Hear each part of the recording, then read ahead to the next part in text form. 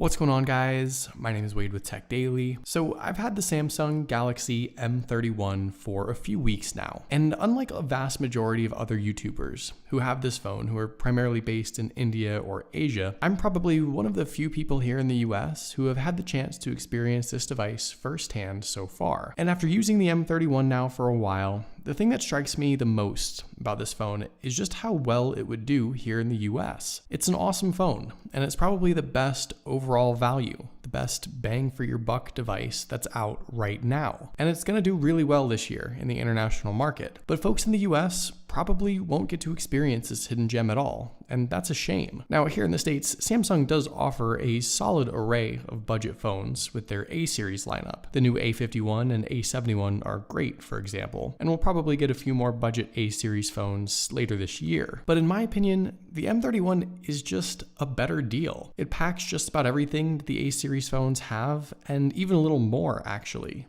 all for less than half the price. So in this video, I'm going to talk about my experience with this phone over the last couple of weeks and why I do think it is such a good device. And I'm also going to explain its limitations here in the US. It's not totally unusable, but there are some drawbacks with network support that's worth noting. In regards to the design and the form factor, this is a phone that honestly isn't the most attractive thing in the world, but that's okay. Yes, you do get last year's design with the teardrop notch and thick bezels all around, with a chunky bottom chin, which all in all doesn't really scream 2020 smartphone. But you're still getting a 6.4-inch display housed in a body that overall at least attempts to minimize the distractions and maximize that usability. It doesn't look as nice or as modern as an A-series or S-series phone, of course, but it's something I can still live with. And honestly, nitpicking about the design is probably the only real complaint I have about this phone anyway. It's still a budget device after all, and you need to keep those expectations in check. And while it is an all-plastic phone,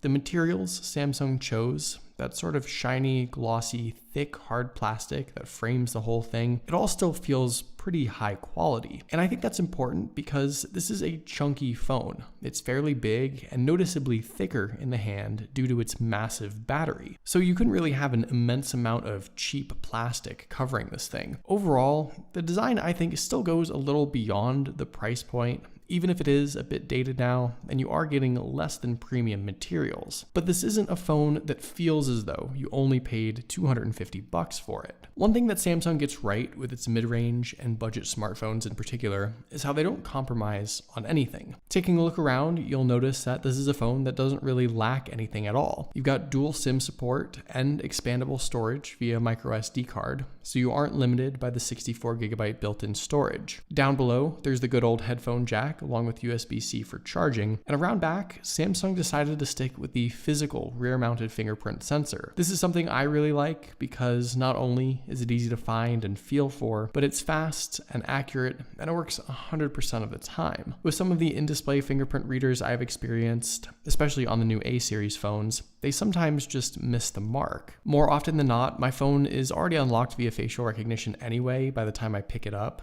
but still, having the classic fingerprint sensor is a benefit and certainly not a drawback in any way. The 6.4-inch display on the M31 I think is probably the most striking thing about this phone when you first see it in person. It's a Super AMOLED panel with a 2340 by 1080 resolution that packs about 403 pixels per inch. Sure, it's not pushing the limits on specs or screen technology, obviously, but this is a display that looks good from every angle, and it focuses on the important stuff. It's plenty bright, even outside. It's bold and colorful without being overdone, and while it is just a 1080p display, it's a crisp and sharp-looking screen that offers a viewing experience, which, again, is something you might not expect from a phone at this price point. Keep in mind that Samsung's more expensive A-series phones, like the A71, all have the same 1080 resolution AMOLED panel, which is really surprising. And it sort of begs the question whether Samsung offered more going with the display on a phone like this, or maybe sort of cheaped out on their higher-end mid-range devices. Either way you look at it though, the viewing experience here is probably one of the best features this phone has to offer. The other standout feature, of course, with the M31 is the battery life. Now, the specs are one thing. This phone packs a massive 6,000 mAh capacity battery inside, which is also why it's a little thicker. We've seen phones with big batteries before,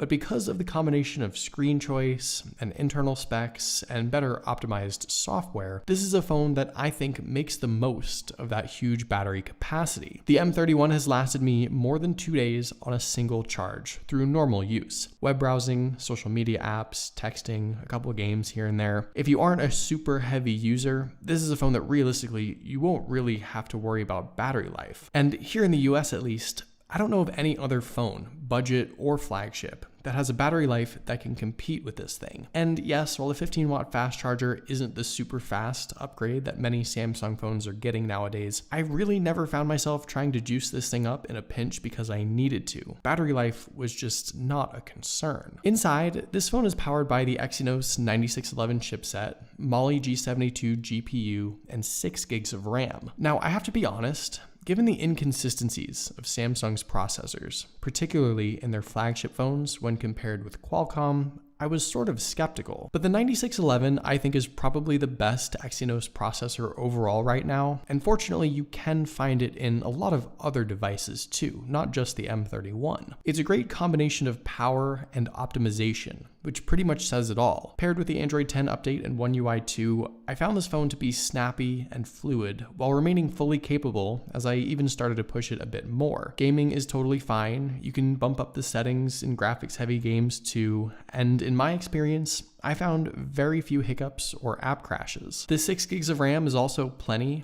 and just as a side note, one thing I like to gauge with these phones is their long-term usability potential, and I have to say, I think with everything offered here, this is a phone that's a solid 2 to 3 year investment, which says a lot coming from a mid-range or budget device. It's just simply not the case with a lot of other phones at this price point. In regards to the camera setup, I feel like I've made almost too many camera comparison videos now at this point that feature this phone up against countless others. So if you want to see a ton of real-world samples, feel free to check out all of those videos. But I'll say this, the M31's quad camera setup is fantastic. The 64 megapixel main shooter, especially when utilizing all of those megapixels, captures a ton of detail, and it takes a great shot in really any condition. The ultra wide angle lens isn't the best, it goes a bit dark at times, and the macro lens isn't something I found very useful. But overall, for a $250 phone, the picture and video capabilities here are absolutely fantastic. And I think it's another thing that sets this phone apart from most other devices. So let's touch on some of the limitations you might face if you're trying to get this phone to work here in the US. First off,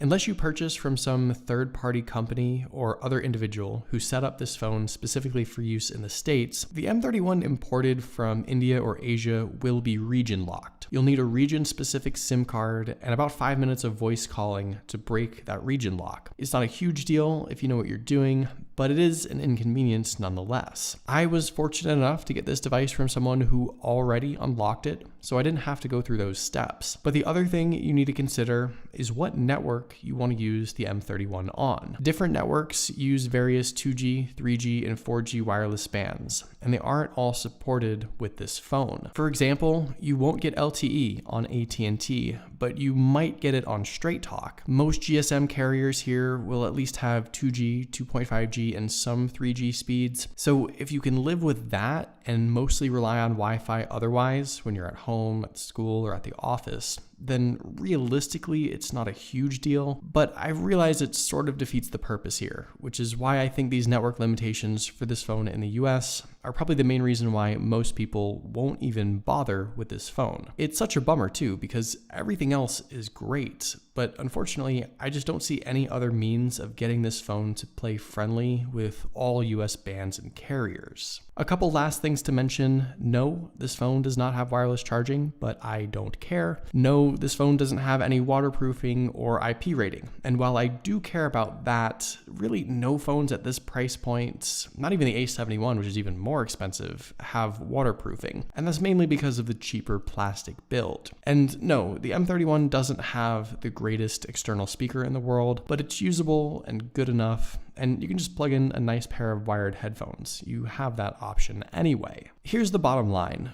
For the rest of the world, India, Asia, and wherever else this phone is fully supported and sold, congratulations, you get to have an amazing device. Seriously, you should buy this phone. You won't be disappointed. It's an incredible value with next to no compromises, and I'm super jealous you guys get to have it. For us here in the States, if you want the M31, there are ways to get it and use it almost to its fullest potential, but for a lot of people, it's probably more trouble than it's worth. And that sucks because I think the M series line is better than the A series line, at least value-wise. And this phone would do amazing here in the US. I'm glad I got the chance to use it, and I know a lot of people are gonna love this phone. I can't recommend it enough overall, and I am excited to see what other M series phones Samsung launches later this year. So there you go. That's everything you need to know about the M31. What do you guys think? Is this the phone for you? Let me know down in the comments below. I'd love to know your thoughts, of course. But hopefully you guys did enjoy this video. Be sure to follow Tech Daily on Twitter and subscribe to the Tech Daily YouTube channel if you haven't already, and I'll see you guys later.